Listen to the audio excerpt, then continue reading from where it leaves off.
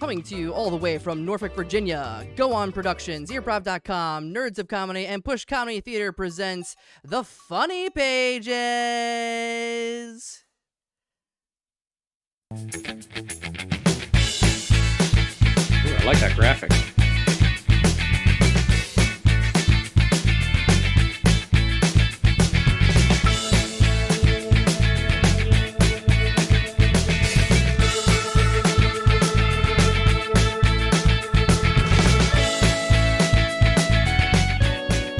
Welcome to The Funny Pages. It is a show all about comic books. I am your host, Sean Devereux. This is a production with the Push Comedy Theater, Earprov, and the Nerds of Comedy. I am coming to you live from the Push Comedy Theater, Suffolk. It is basically my room over the garage when I am not at the Push Comedy Theater. Thank you guys for tuning in tonight. We have a really kind of different show tonight. All the episodes up to this point have been kind of about a specific character. This we're going to be all over the place, literally and figuratively. We're going to be all over the place, geography, and all over the place as far as comic books, because we are talking about hard traveling comics. The comic books you read while you were on the road or sitting in the back seat of your mom and dad's car on your way to your grandma's house. The comic books that remind you of being a kid and traveling and everything that goes with that. Joining me tonight is Patrick C. Taylor. Patrick is a performer at the Push Comedy Theater. You can find him in the sketch comedy group Kamikaze, among many, many other things. Patrick, how are you doing this evening? I'm doing very well. My cat Pippin decided joining us at the last second right here. There's Pippin as well. Nice. I kicked all my animals out of, because I'm in Suffolk, we do have a menagerie inside of our house. So they've been exiled until the show is over. You, the viewers at home, if you want to talk comic books, either about comic books you remembered from a kid, or if you agree or disagree with anything we say, feel free to call in. The number is on the screen right above my lovely visage. I'm not even drinking tonight. Visage. Yes, under my picture, my video. Almost a 25-cent word, but harder to say than it is. I really kind of screwed it up. So we're talking hard traveling comics. These are comic books that we picked up while traveling. It's really not that hard. So when I put the call out, you had come up with a bunch of different things that you wanted to talk about. One of the ones were comic books that you picked up while traveling abroad in Europe. Yeah. And I also have a bunch of comics that have very specific memories to when I was a kid and traveling, but we're going to tackle yours first. So what are some of the comics that you remember reading while traveling? So really one of the first ones I go to is, I remember for some reason distinctly being in a train station in Bern, and there being this little comic shop set up, like a little kiosk there, from which I got an issue of Batman. I've got it right here, Batman 466. Mm-hmm. And 2 years earlier, Batman 89 had come out, and that's what turned me into a Batman fan. Okay. Like, you know, the Tim Burton film with Jack Nicholson as a Joker. My brother took me to see it. I was 9 years old, so I was still scared, and so I'd like my brother would have me, like, I was scared of like violence. So during the scary scenes, my brother had seen the film already so many times. He's like, okay, cover your eyes now. All right, it's happened now. Uncover your ears. And I would hear the thing happening, and I would picture it even more graphically than it was. But I was obsessed with that. And then they put the Batman 66 show back on TV. And for a 9-year-old, it's like, oh, this is, you know, you didn't, like, a 9-year-old doesn't understand the camp aspect of it. Just No. is like, oh yeah, no, this is awesome. Now, as a kid, did you drift more towards the 66 Batman or the 89 Batman? I was more 89 Batman, and I had the action figures. I even had the Bob the Goon action figure, which wasn't very hard to find. And this was about a year before. Oh, it's right there. This was about a year before Batman the Animated Series came out. And that's when I think I became full-fledged obsessed with Batman, because it was just a phenomenal show. The funny thing is that was so 19. I was did some research because I also am a huge Batman fan, and that run right there, the issue that you're holding up, was for me kind of like the heyday of Batman. So you had Alan Grant writing, Norm Brayfogle was the artist, who very kind of cartoony. It's a very like angular Batman. That's in there, like very and very thin, expressive. All the expressions are huge too. Yeah, like just, I mean, looking at the kind of like splash panels they're doing right there, is really terrific. Yeah, I mean, the funny thing here is, and I think was he working on it with who was right before Alan Grant? Did Neil come in at the same time as Alan Grant? Neil or Norm Brayfogle, you mean? Or Norm Brayfogle. Yeah. I think Jim Aparo was an artist that did a lot during that period in time. I just remember what I really liked about that. That was 91, so I'm a little bit older. I'm showing my age. I was actually in college. That was probably my sophomore year of college, I believe.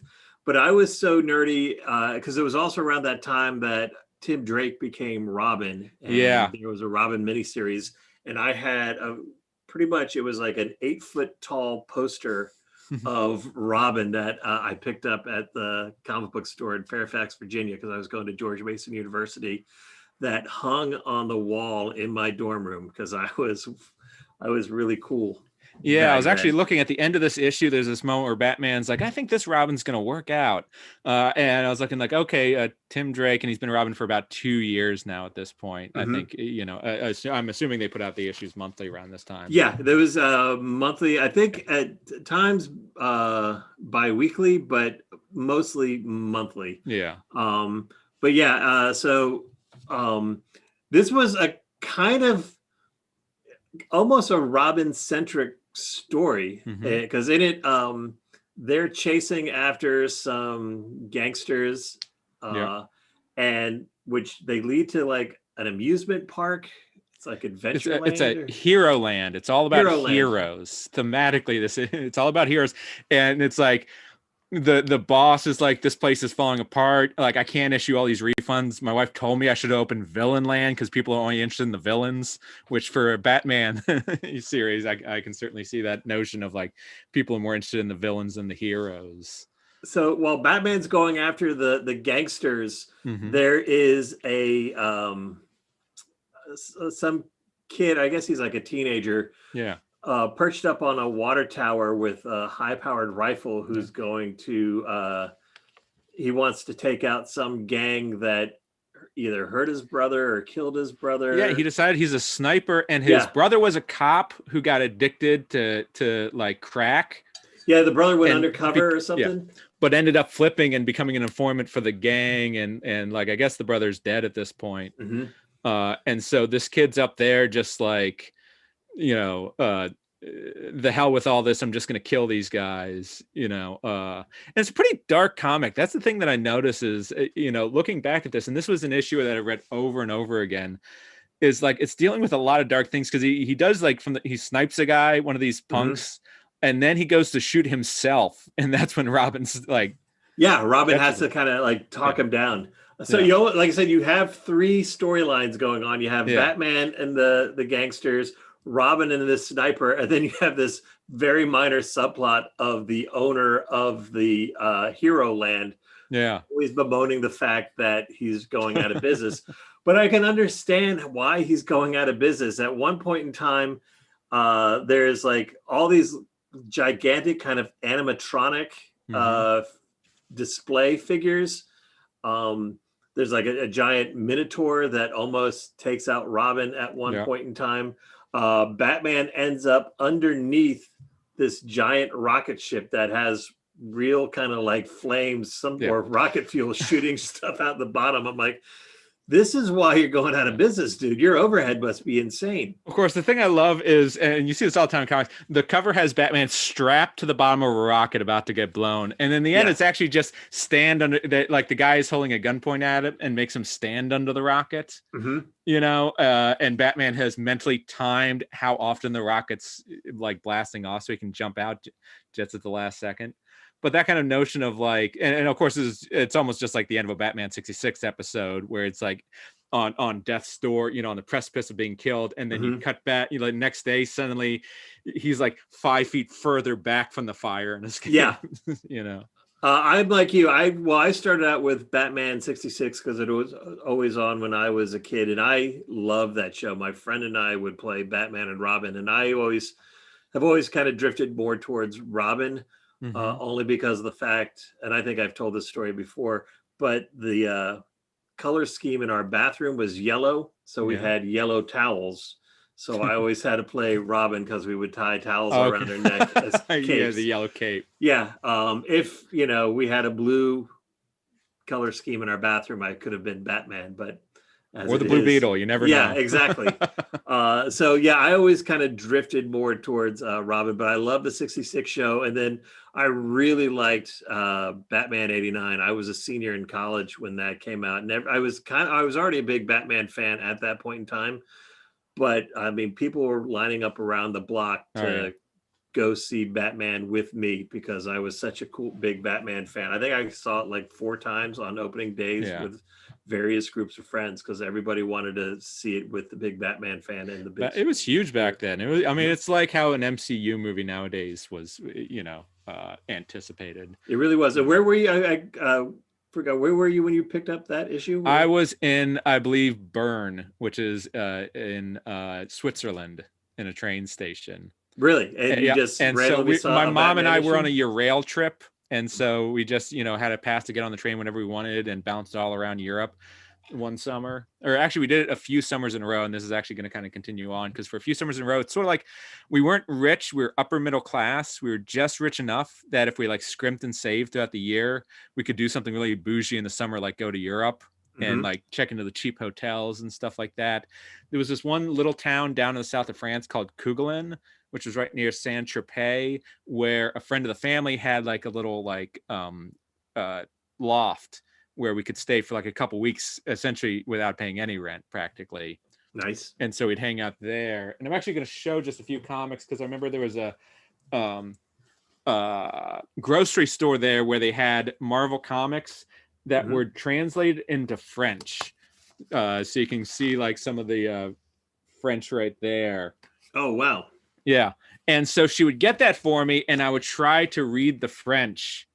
And, you know, I would try and translate it because I had a very rudimentary understanding of French. There's like this crazy She-Hulk story in here where she's fighting all these insane villains that are showing up. And it turns out they're all holograms and stuff like that. Just a lot of, you know, odds and ends kind of comics. I was trying to find one. I think I was telling you about this. I can't for the life of me. I know I bought one. I think I bought it in Britain and that it was English language, it was like Toy Story, but with Marvel Comics action figures. So it was like Punisher and Batman, or Punisher and Captain America and Spider-Man action figures. They're in a kid's room. The kid left the room and they all came to life and started fighting. You know, like sort of all the Secret Wars action figures start fighting. And then when the kid comes back, they all kind of go back to, they fucked up the room. So they have to fix the room again before the kid comes back in and gets in trouble with his mom. I cannot find this. But I swear it's part of some compendium that I bought when I was in London. See, now that'll be my mission to try to track that down. Try and track that down. All right. All right. So from Batman, then you went on to what was the next one on your? The next one, and this was last year in Europe. So I think this was 1994, 3 years later. And by this point, I like that Batman was an early comic book for me. And then I started to really get obsessed with like X-Men, What If I was really obsessed with. I think we've talked about maybe doing a What If episode later. And Punisher and Daredevil and some other things like that. And part of what I really got obsessed with was Wizard magazine. And I have this specific one because this is one that I took with me to Europe. And it's interesting how I became obsessed with the process of comic books in some ways, like just reading about all the different comic books that were coming out. But also the fascinating thing about Wizard is, and you don't really see it as much nowadays, is how much shit talking went on in Wizard magazine between comic book creators. Like when Image blew up, like those guys were at each other's fucking throats, and they were not afraid to talk shit about each other in the comic. They really weren't. I was a huge Wizard fan at the time too. I thought it was cool because it seemed like comic books were going mainstream. Like, they had an actual magazine that you could find on the racks at Walden Books or B. Dalton or Barnes and Noble and stuff like that. So I used to read Wizard all the time, and a lot of it all the articles are kind of like puff pieces for the most part about promoting whatever new book is coming out. Yes. And such as the Catwoman book that was coming out, where within this issue they're talking about the controversy over the fact that they made Catwoman so chesty that it's like, how is she supposed to jump from building to building? I distinctly remember this issue. I didn't save. Now, my Wizards, they were ones that I would kind of just like read and throw away. Yeah. Unlike, obviously the comic books I saved. But I distinctly remember that because I was a big, because that was my big Batman phase. So having Catwoman being on the cover, and I think it was like Joe Duffy and Jim Ballant was the artist. And she was really busty, but for some reason, because I got very soapboxy with all the bad girl comic books of the 90s, like Lady Death and She, and like all like the weird indie comics where it was nothing but boobs. I hated that, but for some reason Catwoman I let slide. It's because it's not actually skin, it's just so tight that she is completely covered. It's not like like some these warrior women where they're wearing like armor that literally only covers their nipples. So like, why even bother wearing a suit of armor if that's? But as long as the areola is painted as purple as the rest of the outfit, it's okay. Yeah, exactly. Exactly. So a couple things about this issue. One that was significant that I noticed I was flipping back to. This was right after Jack Kirby died.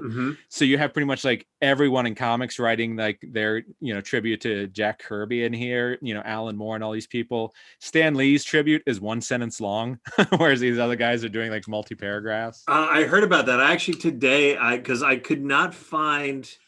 I could find places like selling it on Amazon, but I couldn't find a digital copy of it or one that could get to me in time. But I did find there's these two guys, they're professional comic book artists, Ed Pisker, and I can't remember the other one, but they have Cartoonist Kayfabe is their YouTube channel where they each week they kind of go through a comic book in depth. And it's kind of cool because they're both, in the business, but they spend an hour and a half going page by page through this issue of Wizard comics for some reason.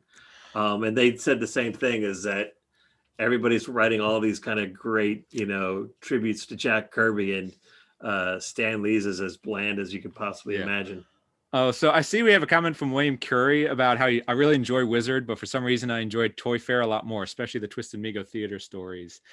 And just to touch on that a second, one of the reasons, and my mom will not let me forget this during that trip, one of the reasons I was pouring through this issue is because they had the 94 Toy Fair, and it was all the upcoming X-Men action figures, which this was like the summer of 94. My birthday is September 18th. And so I was so obsessed with like making lists of like which action figures I wanted for my birthday.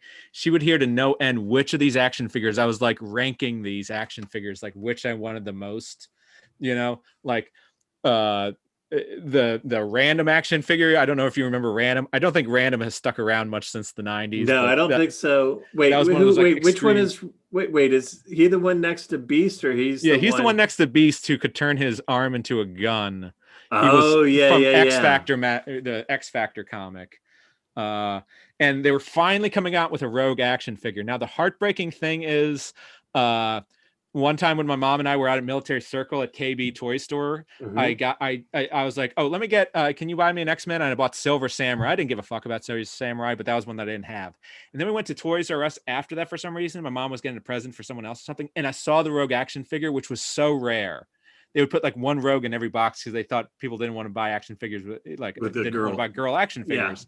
I finally found it after months of looking. I'm like, Mom, buy this for me, please. You don't understand. And she's like, I just bought you an action figure. I'm like, no. We can go back and take back Silver Samurai. I don't care about it. I want Rogue. She didn't buy it for me, and I never saw Rogue again. Throughout my entire youth, and the thing with at this point, I was obsessed with the X-Men action figures. I had actually started this whole narrative, like I got my first 3 X-Men action figures and started a narrative that became like a long running arc throughout the entire time I was collecting action figures of like the world's been destroyed and we're in an abandoned New York City where Mr. Sinister has built a castle right in the center and create a mutant homing device that draws mutants to abandoned New York City. And so every time I bought a new action figure, there was a new mutant coming into the abandoned New York City. And I remember I kept in this narrative, I had the Gambit action figure who was just waiting for the day when Rogue would show up. I kept like pulling, going back to like she's going to show up one day. She's going to show up one day. And she never fucking showed up. Because of my mom. Love you, Mom, if you're watching. That was always a gamble because there was always a KB Toys inside of the mall. Yeah. But Toys R Us, because I would do the one at Lynnhaven, there's a Toys R Us outside of the mall. And there's also a Toys R Us outside of Military Circle Mall. Yeah. So it's always a mattress store now, but in the glory days. It was always, a crapshoot if you could get your mom to stop at Toys R Us. So do you go with the sure thing, getting a toy at KB, or do you, cross your fingers? Because Toys R Us obviously had a much better selection. Of toys. Yeah, for sure. You had KB, and if you can't do KB, K&K. K&K, yes. K&K was the other one that was even just a little more chintzy than KB. I would, because I got really big into action figures as well. Obviously, Star Wars, and then GI Joes. But then when I got some of the Kenner Superpower, DC Superpower action figures, obviously when Batman '89 came out, I got all those action figures as well. And then once Batman the Animated Series came out, but up in New York at my grandma's house, which we'll be talking about in my books in a little bit, they all take place in New York. There was a Woolworths in near my grandmother's house that was one of the few Woolworths that were still around, and it looked like their stock was always 5 years behind everything else. But occasionally you would find an action figure that had not been in print for years and years and years, just sitting on a shelf. This was the thing about being in Europe, is they had the GI Joes from like the year before. And so I was, every time I could get to a toy store, my mom was like sick of me dragging her to every toy store that I could in Paris. I found Secret Wars action figures at this toy store, like comic book store in Saint Germain, right near Notre Dame. We went on this like bus, like this hour bus ride to this little seaside town where there was a closed toy store that I looked inside and saw Dr. Mindbender. I'm like, holy fucking shit, I need Dr. Mind. And they were already closed. I'm like, Mom, can we come back tomorrow? And she's like, this is an hour bus ride both ways. Like, no, we're not coming back for Dr. Mindbender. Wow. This is the kind of kid I was. I was the same way. Like whenever we would go on trips, my head would always be on a swivel, like, looking for strip malls and stuff like that, because that's normally where you would find comic book stores. For a second, I thought you said strip clubs, but strip malls, because this is the malls, kind of nerds that we are. Yeah. I would always be on the look. Anytime we would pass a strip mall, I would scan to see if there was anything resembling a comic book store and just take mental note, and then beg my mom, can we come back? William Curry, there was a Woolworths where I lived. That's where I got most of my Charlton comics, like Captain Atom and Blue Beetle. Ooh, those are second Blue Beetle reference of the night. Yeah, I think that's the second Blue Beetle reference of this entire series so far. It's all coming around. I hear there's a Blue Beetle movie that's being worked on now, so he might get. Is it a Ted Kord Blue Beetle? No, it's the one before Ted Kord. Dan Garrett. Yeah. So like the original Blue Beetle. Yeah, that's what I hear. And then there's Jaime Reyes is the newest Blue Beetle. Yeah. I do know my Blue Beetles. Yes, after Ted Kord got. Yep. And speaking of that kind of violence, we can move on to the last of my series of well-read comic books, which is I was down in Oxford, Mississippi, and I think this was right around senior year of high school. that we were down there for the summer because my brother was going to Ole Miss University. Actually, I had two brothers who were down there at this point, and I remember I took my bicycle down. My mom let me take my bicycle down, and this is a hilly as fuck town, like really steep kind of like hills. But I biked to Walden's bookstore and found among the comic books there, the graphic novel for the first Sin City. And this is the one that since then has been retronymed. Yeah, it's been called The Hard Goodbye, but at the time it didn't have a name. It was just it was just Sin City. And I bought this and took it. There were a couple of hard graphic novels of that, and I bought the first one. I took it back to the hotel and spent the whole afternoon in the hotel room reading Sin City from cover to cover. And I like at this point I had only read superhero stuff, X-Men, What If, so Batman, stuff like that. This was my first time. Like, this is like, and you can see right here, this is going back to like classic film noir, but in sort of like a bit of a grindhouse style, but really like German expressionistic. Like, I love how it's just stark black and white, like no shades of gray or anything like that. And it's this vicious story about like a hooker that gets murdered, and the guy who is with her is this like violent drunk guy who's slightly insane. Or more than slightly, I guess. He's always talking about like he needs his pills. He's not sure if he's imagining things or not. He's not sure if things are delusions or if they're actually happening. And it's one of these things where this is a crime that like goes to the top, right? Like this story actually reminds me of Hamlet in a way. Because it's sort of in some ways like the worst guy for the job, but also no one else would do this. Like, no one else is going to figure out what happened to this hooker who gets murdered in a hotel room. Yeah, nobody's going to really care.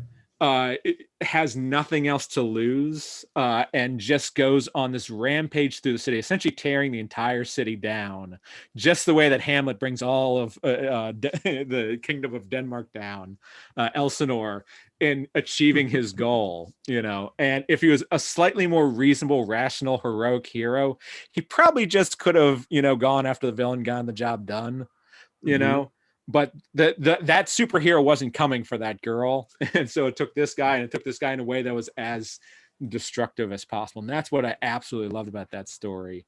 Now, what did you think? Because I was younger. I was a huge Frank Miller fan as well. In fact, so this is something I have. It's the complete Frank Miller Batman that I got. So it has like Batman Year One. It has The Dark Knight Returns, and then a couple like kind of one-offs that he did. And I think this book came out in 89, maybe. I think it came out around the time of the movie. And as you can see, like I've read this was one of those things that I would just take with me wherever I would go. Yeah. So that's got Year One in it. It's got I got Year One. It has obviously The Dark Knight Returns, and then some early kind of like just one-off Batman stories that he did in the early 80s. At the time, I really, really liked Frank Miller, but as time moved on, like I've kind of fallen out of love with him. Like, are you talking about his newer stuff or going back to the older stuff? Even going back to the older stuff. Because the new stuff, he definitely like post 9/11, he went kind of off the deep end, making like Muslims are evil comic books. The terror, and the artwork got worse too. Like that I would not stand by for a second. Even some like the later Sin City stuff is diminishing returns. It really is. Now I will say I agree with you that just the entire black and white kind of look and his kind of use of negative space is really kind of cool. And you do that kind of like, I agree with you. It is film noir through like the lens of like Grindhouse. And you even hear filmmakers like Darren Aronofsky, when he made his first film Pi, was like, I want to make this like Sin City, like as stark black and white as I can, where it ended up. The funny thing is, so the Sin City movie came out, and imagine a lot of people say, oh, by the way, hi, Chelsea. I see Chelsea in the chat, who was in my 101 class at my Improv 101 class at Push Comedy Theater, which everyone should sign up for. Improv 101. Everybody in the universe should sign up there. they came out with the Sin City movie, and it's interesting. Frank Miller directed this, and it's pretty much panel for panel the Sin City comic book.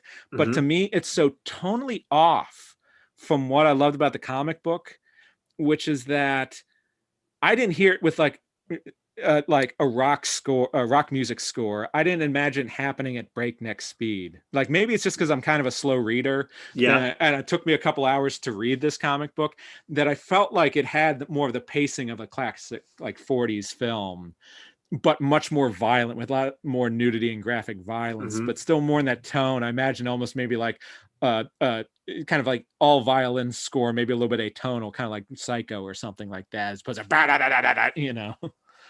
And so somehow, even though it was him, and even though it looked perfect, it didn't capture to me the tone of the comic book in the same way. Yeah, I think it is like he really kind of relies on tropes of film noir, but almost to an excess. Like, in his world, there are two types of women. There's the hooker with a heart of gold. And then there's like the Black Widow who, will double cross you every chance you get. And then that's it. Those are the only, if you're a woman, even in the Batman Year One, like, he had Catwoman as a hooker. Yeah. And then she, moved up to, being a cat thief. And there was definitely a lot of criticism of the way he portrays women, especially when it moved to film.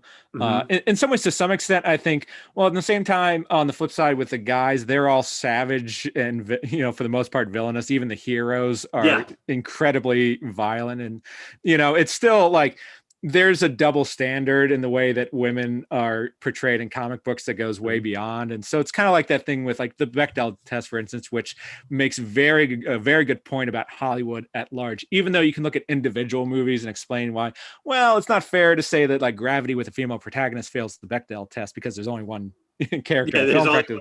But at the same point, the Bechdel test makes this very important point about Hollywood at large, which is almost nothing fails the reverse Bechdel test, but look at how many movies fail that, and so maybe let's step back and individually think about how often can we go ahead and flip that. And so in that way, it's like, I understand the criticism, even though I think this is in some ways Sin City is about everybody pushed to the extreme, True. And I, what I guess it is I haven't read a lot of Sin City though. So like the first one, it's fine, but even the second one, which I think that's on your list too. Because the very next day I read that comic book. The very next day I bicycled again, uphill, downhill, back to Walden's book and bought the second one, A Dame to Kill For, which is very kind of like double indemnity with a lot more violence and nudity again.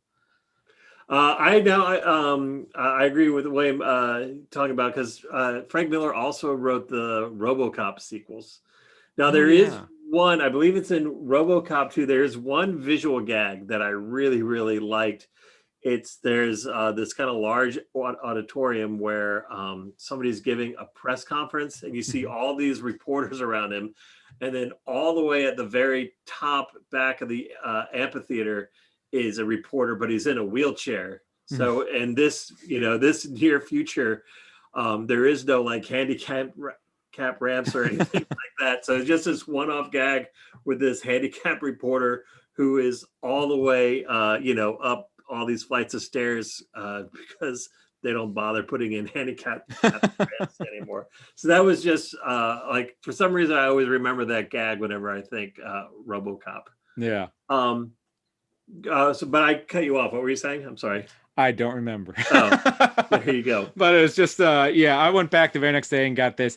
And I didn't love this one quite as much as I loved the first one. I don't think I've loved anyone quite as much as that first one. But it was still like, in some ways, it was more the same, like doing that thing, like going back to like classic film noir and playing with those tropes and sort of that kind of like extreme, like pulpish, a little bit of like 70s pulp, along with especially like I talk about like that very, like I love the kind of expressionistic black and white that he uses. No, again, I really like that. I'm a very big film noir. We could have a whole separate Zoom cast. That's good. Yeah, that'll be instead of the funny pages, it'll be the noir pages, where it'll be all about movies, gangster movies from the 1940s. Everybody go out, see Sweet Smell of Success and Force of Evil. Yeah. Yes, those. But okay. Or anything with so Bogart and Bacall. Yeah, that's right. And in some ways, that in Sin City, I think in some ways, I don't think I'd seen a lot of films noir at that point. I think in some ways, this kind of led me towards that obsession. Like, let me see what this is referencing. And I kind of fell down that kind of rabbit hole as well. And I agree. I did not have a lot of access to or a lot of history with black and white comics to begin with. There was like a few kind of black and white books that I would read from Eclipse Comics back in the day, but this is like shockingly black and white. Like, most comics back then are black and white and gray. They would play with gray tones, but there's no gray. Everything is either black or white. So I would say visually, I still think it holds up really, really well. I mean, granted, all his characters are very kind of that this weird ugliness to him. Even like when he's doing like the Dark Knight Returns. Yeah. He doesn't draw a pretty face. He's got a pretty distinct style. And it got a little shakier as time went on. A lot of the kind of angular figures became a little more grody overall, but I really like that style. It's sort of like, it's funny, and sometimes he's worked with John Romita Jr., who has a somewhat similar style, but I've always really disliked John Romita Jr. So it's sort of like they fall, it's sort of like this side of the line, I love it, this side of the line, I hate it. Especially John Romita Jr.'s women, who all look very, he cannot draw a woman's face to save his life. It's just, it's great. I kind of with you. When I first got the Dark Knight Returns, which we'll probably have a whole other episode about that back in the day. His artwork was kind of my first exposure to it, and I actually got it as a subscription in the mail. I saw there was an ad in DC Comics that this, new Batman book was coming, so I begged my mom. Very angular. We could talk about Dark Knight Returns, for an entire episode. But I loved it as I was younger, but as I've gotten older, I've come to not like it as much, which is weird. Like Jack Kirby's art, I hated when I was a kid, but now I could spend all day long looking at Jack Kirby art. And then an artist we're going to be talking about a little bit, Carmine Infantino, who does the Dial H for Heroes story I sent you. I didn't like his artwork, and his stuff is super angular. We'll get to that in a minute. So like you, I have very distinct memories of getting books when I was on trips. So when I was a kid, I read comics, but nothing really stuck with me. I watched the Batman TV show. The Incredible Hulk was on TV. The Amazing Spider-Man TV show with Nicholas Hammond I would watch. So I like superheroes. Kind of, I would say most kids today, they know the Marvel movies. They know, maybe they watch the Arrowverse, but they're not really reading comics. So I wasn't reading comics, but I knew my superheroes, or at least like, the big ones. But my dad died in 1981 when I was 10 years old, and my extended family kind of like all kind of rallied around my mom and my sister and I. So as soon as summer let out that year, my uncle and aunt, and I have a cousin who is like 6 weeks younger than me. So like, we growing up, we were kind of like brothers hanging out and stuff. They decided to kind of like get my mind off of, all this stuff. They rented a Winnebago and drove from New York to Maine to go to this place, Point Sebago, Maine. And my aunt bought a bunch of comic books to give us to read. And this was like the first time, like, and my cousin at the time was huge into comic books. And he's kind of, this trip and him talking about these characters who I had no idea who a lot of them were, if they weren't, like the big three at DC, or, if they didn't have their own cartoon, then I didn't know who they were. But one of the ones that really caught my eye that she had bought for us was the Defenders, issue 99. And this book I was captivated by it, but it scared the crap out of me when I was 10 years old. So it's like towards the end of like a long running series. So I really had no idea what the hell was going on.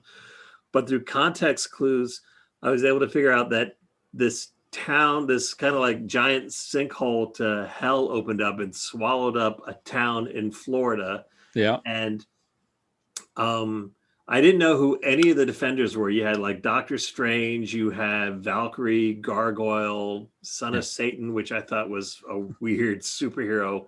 Yeah, Satan himself turns up in the comic, which is like, wait a minute. Yeah. Okay.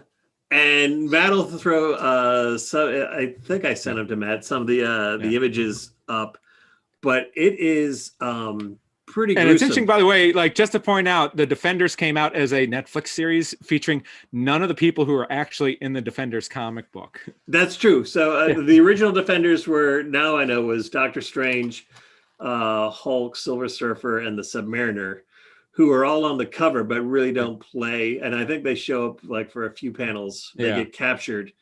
But yeah, so this takes place in hell. They're fighting these demons, but it's pretty graphic. Like, and then they come across the town that got sucked into the sinkhole, and all the people are missing their faces, and there's like a carnival. It's a carnival. They're all going through the motions. It's sort of strangely WandaVision-esque in some ways. It's like a much more hellish version of WandaVision. And there's like little details where, like, you know, instead of like eating hot dogs, they're like these weird demon lizard creatures on a spit that they're roasting. And then there's a great picture here. Son of Satan, who is a superhero, is literally like impaling some sort of demon type creature on his trident. And eventually they're able to subdue the town and, you know, get them somewhat back to normal. And then it turns out that the big bad that they've been fighting all this time that they don't even know is Mephisto, who may or may not have some WandaVision. Just like in WandaVision, everybody's like, oh my God, this is Mephisto. This is Mephisto. The curtain rod is Mephisto. The cereal box is Mephisto. This one actually has somebody who turns out to be Mephisto. And then they get back to Earth, New York, and somehow Satan has taken over, and it is the most horrifying panel in a comic book ever. It's like these demons running roughshod over New York City. They're like ripping people out of a bus. There are people falling out of windows. So there's some guy that's being falls into like some like pothole or sinkhole getting roasted alive. It's a far more graphic version of that scene from Superman 2 with General Zod. This is completely different than the battle with Zod. So I don't know what it was. It was maybe because I was just already in kind of like a morbid point in my life as a 10-year-old kid. But I fell in love with this comic book. I just read it over and over again. And again, not understanding who some of these heroes are. Like I said, my cousin who was into comic books, so he kind of would point some out. It also helped. My aunt got both he and it was called the Marvel Superheroes Activity Book. So it was like a giant coloring book, activity book. No, there it is. Yeah. So, and there was, so through this book, he showed me other heroes. Like, you know, there was like Spider-Woman on the cover who I'd never heard of or seen before. Like I learned about like Ghost Rider and Medusa from that comic book. So yeah, Defenders. So Defenders was actually one of the comic books I started like actively going to seek back issues just because that trip to Maine, I just kept on reading that one over and over and over again. I don't know. It just really stuck with me.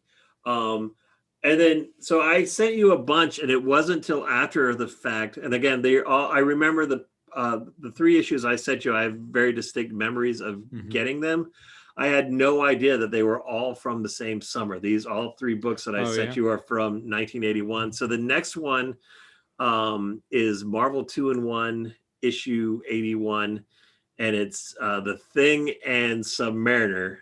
So this is probably not long after we got back from Maine. So I grew up in Virginia, but A lot of times my mom would ship my sister and I up to New York for the summer to hang out with all our cousins and things like that. But I remember us being in the subway, and there was a little newsstand, and I don't know, I was just in a bad mood or something like that. So she like, oh, here, I'll buy you a comic book if you just, stop whining. And that's the one she bought me. And I guess MODOK on the cover. Yeah, and I knew who Thing was. Yep. But because I think there was a Fantastic Four cartoon at some point in time in the 70s that I saw, but everybody else, I had no idea who the other people were in this book. But to me, this is like the perfect comic book because it did a really good job of explaining everything. Submariner decides that he hasn't been to the surface world in a while, so he comes flying in and buys some clothes. Yeah, a whole like 2 or 3 page sequence of him buying clothes. The Thing, nothing has changed for the Thing. So this is which, by the way, is very like Submariner showing up. Remind me of like the first Thor film, that kind of like fish out of water thing. Yeah, fish very out much of water, so to speak. And so the Thing is moping because his girlfriend has moved out of the Baxter building, Alicia Masters, and he thinks she's doing it because she can't focus on her artwork with all the crazy superhero stuff going on. But the Thing, 20 years now, he's been moping about the fact that he's ugly and nobody loves him, thinks that she's moving out because of him. So he's moping along, and the two of them fall into this weird subplot of homeless people getting kidnapped off the street. And it turns out it's MODOK. MODOK, like using like robots to kidnap people so that he can expose them to some virus. Yes. And by the way, can we just stop for a moment? For like 2 pages, there's like suddenly the subplot with Quasar and Giant Man passing out just for 2 pages. And it has nothing to do with the rest of the story. By the way, were you as puzzled about this as I was? I was, but as a 10-year-old kid, I was in love with it because I was like, who are these people? To this day, I am still weirdly fascinated with Bill Foster, Giant Man, or I guess he was Black Goliath, then he became Giant Man. Because of this issue right there, you just see this gigantic black man knocked unconscious on the floor. I mean, is it kind of like how with the action figures nowadays they'll put like an arm in one and a foot in the other one, and you have to buy 5 action figures to put together the other action figure. And if you read 10 issues of Marvel 2-in-1, you'll eventually get all that issue the story put together. You know what it is? That's the Chris Claremont way of writing stories. He was the king of stringing along subplots. That X-Men run that he did where he was just like for years meaning to make Sabretooth Wolverine's dad and never quite got around to it. But so New York was weird because there were like newsstands all over the place where you could buy comic books. Back home in Virginia Beach, 7-Eleven was the closest place I could get to on my own. And for some reason, they never ordered any Marvel 2-in-1s. So it was like always a treat when I would go up to New York, I could possibly get another Marvel 2-in-1 to find out what happened to Giant Man. And then again, there's just something so iconic looking about MODOK. It's just the most ridiculous villain ever. I keep waiting for him to finally show up in the MCU and just do him exactly how he is in the comic book. Just let people, like imagine if MODOK had showed up in Iron Man 2. You know what I mean? People would have been like, no, that's the end of the MCU. No, I'm done. I'm out. There is a MODOK cartoon coming. I just saw on YouTube the trailer for it. But again, I think it's played more for comedy. Yeah. I think it's animated. Look like. Is it Patton Oswalt doing the voice? Because I feel like Patton Oswalt has always been on a I want to be MODOK kick. He would make a good MODOK. I think that would be very perfect. I'm pretty sure he's been jockeying for it. Yeah. And then the last comic on my list is, again, one that is kind of like stuck with me for a while. Again, comes later in the summer. My cousin and I went to Boy Scout camp at Camp Alpine in New Jersey, right across the Hudson River from Manhattan. This is such a Boy Scout camp comic book. It really is. I don't even think I bought it. I think I think I actually found it in the cabin we were all staying with. So my uncle was a scout leader, so he pulled some strings so even though I wasn't part of like the New York chapter, he pulled some strings so I could go to Boy Scout camp. And this one was Dial H for Hero, who I'd never heard of before, but I did not know the premise of this either until I started reading. It's fascinating. It is really fascinating. So those of you who don't know, this version of Dial H for Hero, basically these two kids, teenagers, guy and girl, get these alien dials that when they dial the word hero, they change into a superhero for 1 hour. But the premise is that the readers could come up with the hero and the name and send it in DC Comics. If they used it, they would give you credit for hero created by so-and-so. Yeah. And then they would also send you a Dial H for Hero t-shirt. And then there's actually as your sole payment, by the way. Yeah, exactly. Like, there's a contract that's like you will only receive remuneration once and it'll be a t-shirt. Mm-hmm. Yeah. But there's a form in the back of the comic book where you can write, fill out and give all the details about your hero and send it in. Yeah, because every time they dial it, they're a different superhero. And that's the thing. Exactly. They never know which superhero they're going to be, and it's a different one, so that they could exploit that as much as possible. Yeah, and they would go, sometimes go through 3 or 4 heroes in an adventure, and then all the stories were short. Because this one had 3 stories or 4 stories? There's 3 stories, and then there's the one panel Wonder Woman Twinkies. Yeah. Like when like Hostess would have like a superhero defeat a supervillain on one page. Yeah. The supervillain always trying to steal Twinkies. Yeah. But they went through about 20 they burned through 20 heroes in the 3 stories between the 2 main characters. And I think later on in the run, you could start sending in villains as well. Yeah, no, this also the villains were made up for this issue. Okay. Yeah, so that's true. And the funny thing is, like, they have no idea what hero they're going to get until they dial. And I remember at one point, it's like, oh, I'm Hypno Girl. She can't fly. I need to fly. Yeah. Like, that's that page right there. So she's like, all right, you have to carry me because I turned into Hypno Girl. That became a running gag in later issues. Yeah. Where whatever situation, if they needed to fly, they would never get a flying hero. Situations where flying was not a big deal, they would dial up a flying hero. And this one was written by the artist. The writer was Marv Wolfman, who went on to go on and do like the Teen Titans and stuff. Yeah. But Carmine Infantino, who I hated his artwork as a kid, because you're talking about like Frank Miller being very angular in his stuff. This guy is super angular. Like everybody is like, he gives the epitome to square jaw. Yeah. And I could not stand that artwork because he was the artist on Flash for a long, long time. And I always wanted to get into the Flash comic book, but I couldn't. He did that one where it's like the two Flashes, like that famous storyline where they're both running on opposite sides of the wall. Yeah, I think he off and on he was the artist on Flash from when Flash came back in the 50s or whatever, all the way up until the 80s in Crisis on Infinite Earths. Was that do I remember right? Was that sort of kind of like one of the things that really kind of kicked off the idea of like the multiverse or whatever it's called in DC Comics? Yeah, the Flash of Two Worlds. That's where it all started. Yeah.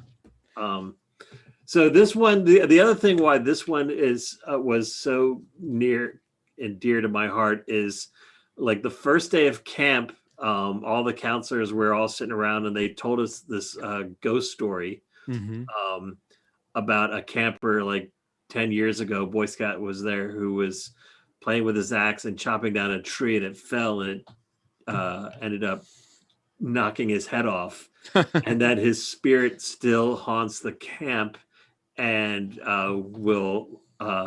is looking for a new head. So it was like the headless Boy Scout. And I don't know where it was, but I believed it hook, line, and sinker. Like, so when we're going to breakfast or going to dinner, I wanted to be like in the middle of the line because I figured if I was in the front of the line and he jumped out, I would get it. If I was in the back of the line, he'd get me from behind. But yeah, for some reason, my 10-year-old brain, it scared the shit out of me. And then the cabin, 3 cabins over, the guys who ran that cabin decided to scare the kids, so they dressed up as the Headless Boy Scout one night and scared the shit out of them and attacked the kid in the middle of the line, exactly. just to scare him even more, just like. But at night, whenever I would get freaked out, I would just reread this comic. So I must have read, the week that I was at this camp, I must have read this comic book 100 times. This comic book was your security blanket. It really was. Really was. Yeah. Yeah. It's like if they can take out, the Sphinx so easily and battering ram, then the Headless Boy Scout has no chance against them. And then part of it too is then I would try to come up with like my own heroes. Like, when I get home, I have like this big long list of heroes that You could have sent in the Headless Boy Scout. I could have. I never. That would have been a weird hero. But yeah, I never submitted anything for Dial H for hero. Yeah. I did notice, I think one of the people who submitted, who got in, was some kid from Hampton, Virginia. Oh, really? Yeah, I think the Sphinx maybe was created by someone in Hampton, Virginia. I wonder if he's watching. Let us know if you are. Yes. William Curry, was it you? Yeah, the creator of the Sphinx. Yes. If you're out there. So that has been our kind of jaunt down memory lane, our hard traveling comic books. Like I said, this was a different episode, but this one was a lot of fun for me. Yeah. Because I get to read a bunch of different things. Oh yeah, I forgot to mention also this Batman issue, which is falling apart. It's even falling off the cover. I was in a play then in 9th grade. I was in a Neil Simon play, Lost in Yonkers, and I had to read a comic book. There was one point where the uncle's like, "Here, I got some comic books for you," and this was the comic book that I was like, "All right, I'll go ahead and read this comic book." The entire time I'm reading. And so just every night while I'm in the play, I have this comic book on my lap. And so even more so, like, I just know every single page of that from memory as a result. And I do distinctly, like I said, I didn't remember the story, but I distinctly remember that cover. Yeah. Because it is like a very Batman 66 type cover of like, some crazy death trap. Yeah. That, the story itself never lives up to the cover. Yeah, I love the forced perspective of it. Like that's something I always like. I really like extreme forced perspective. I feel like Eric Larson was another artist who really liked to use like extreme forced perspective in a way that I always appreciated. Something about that always appealed to me as a kid. Also, one of my favorite guys who would do it a lot is Mark Texiera. Yep. Who were drawing like Ghost Rider and Punisher. I think he was on Wolverine for a while. He was one of my very favorite. I mean, it's a very dirty style, but he was always about like these sort of like extreme camera angles, like look, he did the Black Panther run that Jordan and I talked about last week. Yes, he did. Yeah. The Christopher Priest stuff. Yeah.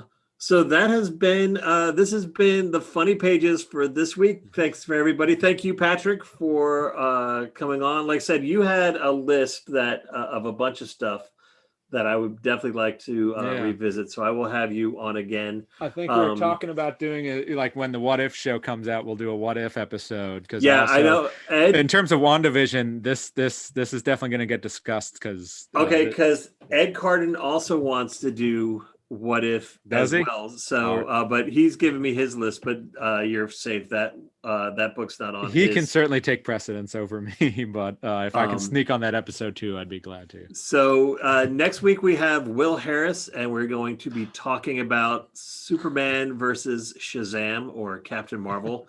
So we're going to go through some of the big Captain Marvel Superman battles, and then the week after that will be Ed Carden with his What If, and just if you guys want a little sneak peek, let me pull up Ed's list that he just definitely sent me. tuning in for that one.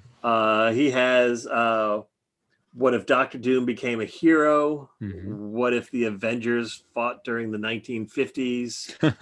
And then what if the invaders stayed together after World War II. Oh yeah. So you will see that from Ed Card in 2 weeks. Then we'll be taking 2 weeks off because we're going to be having some live shows at the Push Comedy Theater.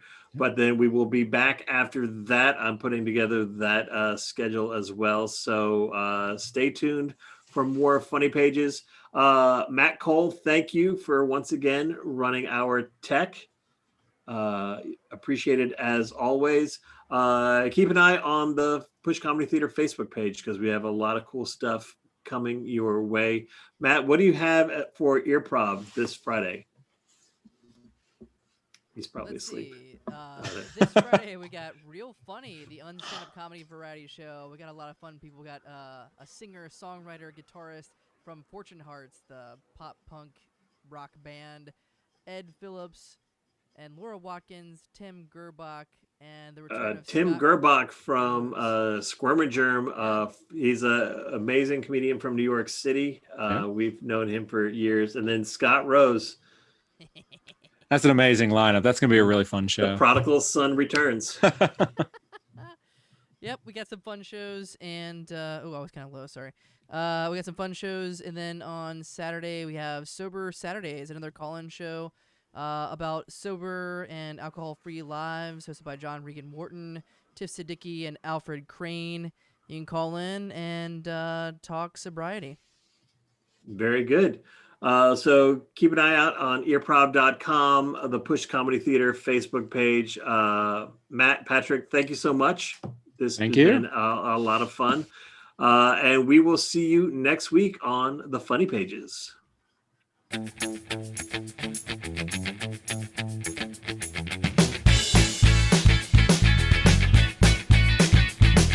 I say it's a nice graphic this time without getting in trouble. No. Damn.